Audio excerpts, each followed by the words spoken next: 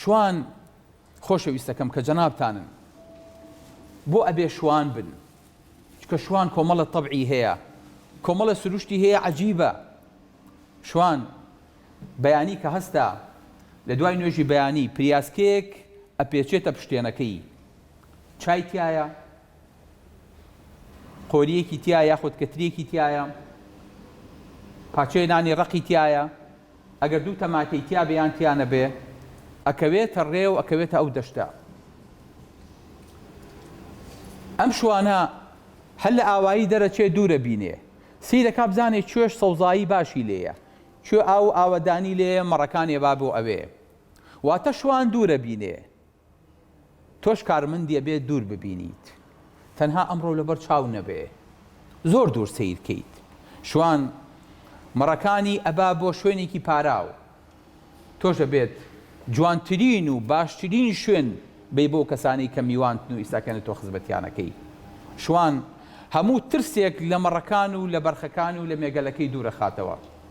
تۆشە بێت لە ترسی بەکتریایەکەوە هەتا ترسی دوژمنێک نێڵی لەسەر ئەو کەسەی کە لای تۆ خەوتۆ لە بەردەستی تۆیایە بمێنێ، هەتا ترسی دەرزیەکیش. شوان کەسێکە وازی لە خۆشی و لە نیعمەتی دنیا بەرداوە، ماڵ و پێخەف و مناڵ و ئاوەدانی و کارەبا و تەلەڤیزۆن و سەلاجە و ئاوی سارد و هەموو شتێکی بەجێ ئێستۆی ئێستاکەنە کەوتۆتە ئەو دەشتە و ئەو گەرمایە، بەتەمای ئیسراحەت نییە.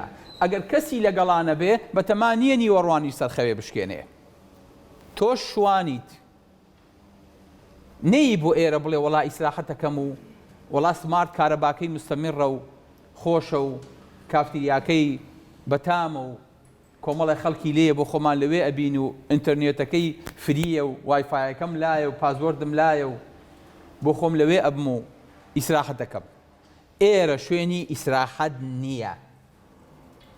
ئەمە ئەو دەشتەیە کە شوانەکە بۆ یەچێت بەتەمای سەرخەوشکانی نییە، چونکە ئەگەر سەرخەویشکان مەڕەکانی گورگەی با، تۆش ئەگەر سەرخەوشکان نازانی دوای تۆ چی ڕوەدا، نازانی پەڵسی نەخۆشیە چۆن تێکەچێ، زەختی نەخۆشیە چۆن دا ئەبەزێ، نەخۆشیە چ کاتی ئازاری بۆ دروستە بێ، کەی ئەڕشێتەوە، کەی پێویستی بە تۆیە بچی بەدەمێەوە.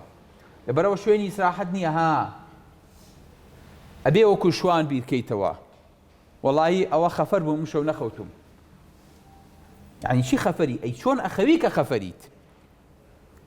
کەواتە شوان چۆن دەست لە ناز و نیعمەت و خۆشیەکان بەرەیە کە ئەچێتە دەرەوە.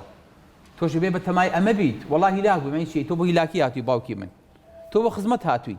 ئەگەر ڕۆژێ هیلاک نەبووی لە خۆ پرسەرەوە بۆچی هیلاک نەبوویت؟ بۆچی ئەم شەو نەخۆش بانگی نەکردی؟ چۆن خەوتی؟ چۆن خەوت لێکەوت؟